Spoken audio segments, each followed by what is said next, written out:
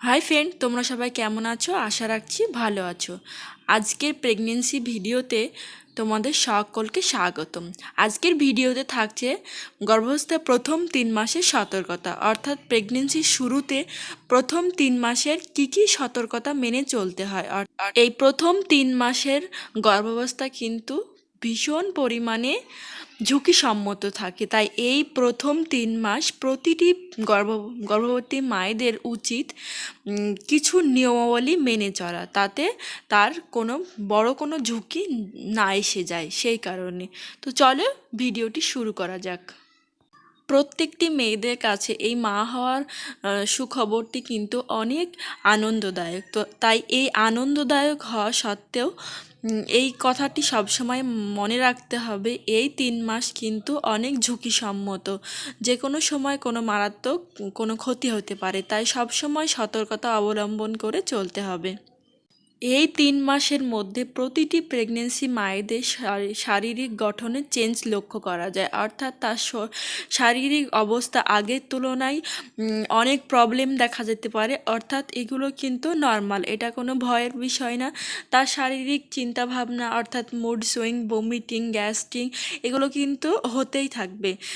3-4 মাসের পরবর্তী সময় এগুলো ন্যাচারালি কমে আসে আগের তুলনায়। যেমন মুড সুইং হতে পারে, যে কোনো সময় রেগে যেতে পারে, অস্বাভাবিক ব্যবহার করতে পারে, এটা নর্মাল।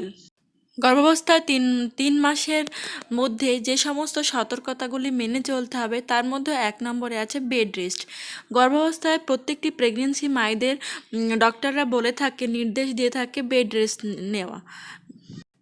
বেড রেস্ট নেওয়ার একটাই কারণ, এই সময় মায়েদের শরীর আগের তুলনায় দুর্বল হয়ে পড়ে, মাথা ঘোরা দেখা যায়, অনেক প্রবলেম থাকায় বেড রেস্ট নিতে বলা হয়। 2 নম্বর সতর্কতায়, প্রেগনেন্সি অবস্থায় প্রথম স্টেজে অর্থাৎ 3 মাসের মধ্যে কোনো ভারী কাজ করা যাবে না, এতে মারাত্মক ক্ষতি হতে পারে। এই সময় ভারী কিছু বহন করলে যে কোনো সময় বড় কোনো বিপদ হতে পারে, অর্থাৎ মিসক্যারেজ হয়ে যাওয়ার সম্ভাবনা থাকে। তাই এই সময় ভারী কিছু বহন না করাই ভালো। 3 নম্বর সতর্কতা, সিঁড়ি বেয়ে ওঠানামা। ডক্টররা প্রথম দিকেই বেড রেস্ট নেওয়ার সময় নির্দেশ দিয়ে থাকে সিঁড়ি বেয়ে ওঠানামা কম করা, অর্থাৎ যতটা সম্ভব কমিয়ে রাখা। তাছাড়াও পাশে সাপোর্ট নিয়ে ওঠানামা, যাতে সিঁড়ি বেয়ে ওঠানামা করার সময় বড় কোনো বিপদ না হয়, এটা মাথায় সবসময় রাখতে হবে। যতটা সম্ভব এড়িয়ে চলা সিঁড়ি বেয়ে ওঠানামা, যেহেতু সময়টা ঝুঁকিসম্মত তাই এড়িয়ে চলাই ভালো। 4 নম্বর সতর্কতা, এই সময় প্রত্যেকটা প্রেগনেন্সির মায়েদের লক্ষ্য করা যায় গ্যাস্ট্রিক, বমিটিং। গ্যাস্ট্রিকের প্রভাব বেশিরভাগ লক্ষ্য করা যায়। ডক্টর প্রথম অবস্থায় কিন্তু প্রেসক্রাইব করে থাকে এই গ্যাসের সমস্যার কারণে, গ্যাস্ট্রিকের সমস্যার কারণে। কিন্তু প্রত্যেকটা প্রেগনেন্সি মায়েদের খেয়াল রাখা উচিত, বাইরের ভাজা পোড়া খাবার অর্থাৎ বাইরের কোনো খাবার না খাওয়া, বাড়ির হোমমেড খাবার খাওয়া। তাতে শরীর ভালো থাকবে এবং মানসিকতা ভালো থাকবে, তাতে গ্যাস্ট্রিকের সম্ভাবনা কম হবে। এই সময় বাড়ির শাকসবজি, বেশি বেশি সবুজ শাকসবজি খেতে হবে, যাতে প্রত্যেক দিনের চাহিদায় ক্যালসিয়াম, আয়রন, ফলিক অ্যাসিড এগুলো পাওয়া যায়। প্রত্যেকটি প্রেগনেন্সি মায়েদের খেয়াল রাখতে হবে ক্যালসিয়াম, আয়রন, ফলিক অ্যাসিড এগুলো যেন শুরুতে কোনো ঘাটতি না হয়। যদি কোনো ঘাটতি হয়ে থাকে তাহলে কিন্তু বাচ্চার প্রভাব ফেলবে। ফলিক অ্যাসিডের কারণে কিন্তু বাচ্চার অনেক প্রবলেম হয়ে থাকে, ত্রুটিসম্মত বাচ্চার জন্ম দেয়। তাই প্রথম দিক থেকেই ফলিক অ্যাসিড প্রেসক্রাইব করে নিতে হবে।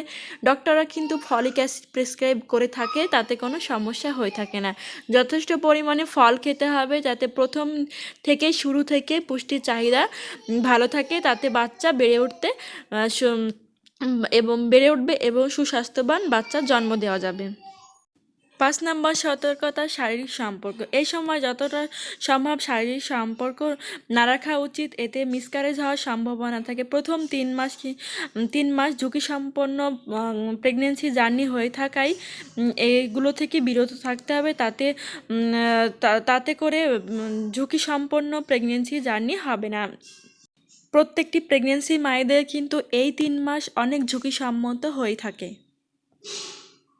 6 নম্বর সতর্কতা, অনেক প্রেগনেন্সি মায়েদের শুরুতে অনেক অভ্যাস থেকে থাকে, যেমন চা কফি এগুলো খাওয়া অনেকজনের অভ্যাস হয়ে থাকে। এগুলো থেকে বিরত থাকতে প্রথম 3 মাস চা কফি এগুলো থেকে বিরত থাকায় অনেক ভালো। তাতে গর্ভাবস্থায় কোনো ঝুঁকিসম্মত প্রেগনেন্সি জার্নি হবে না। 7 নম্বর সতর্কতা, লং ড্রাইভ অর্থাৎ ভ্রমণ। এই সময় একদমই এড়িয়ে যেতে হবে লং ড্রাইভ অর্থাৎ ভ্রমণ। এই সময় লং ড্রাইভ একদমই করা যাবে না, তাতে বড় ঝুঁকিসম্মত প্রেগনেন্সি জার্নি হয়ে যেতে পারে। এই 3 মাসে একদমই লং ড্রাইভ করা যাবে না। কিছু সতর্কতা অবলম্বন করলে কিন্তু একটি প্রেগনেন্সি মা কিছুদিনের মধ্যে একটি ফুটফুটে বাচ্চার জন্ম দিতে পারবে। প্রত্যেকটি প্রেগনেন্সি মায়েদের জন্য শুভকামনা, ভালোবাসা রইল। ভিডিওটা এখানেই শেষ করলাম। যদি ভিডিওটা ভালো লেগে থাকে তাহলে লাইক কমেন্ট শেয়ার করো, আর যদি নতুন হয়ে থাকো আমার ভিডিওটা ভালো লেগে থাকে তাহলে প্লিজ সাবস্ক্রাইব করে পাশে থেকো।